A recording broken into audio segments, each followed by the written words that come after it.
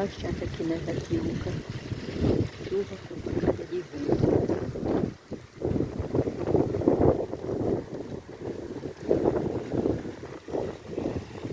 É chuva forte.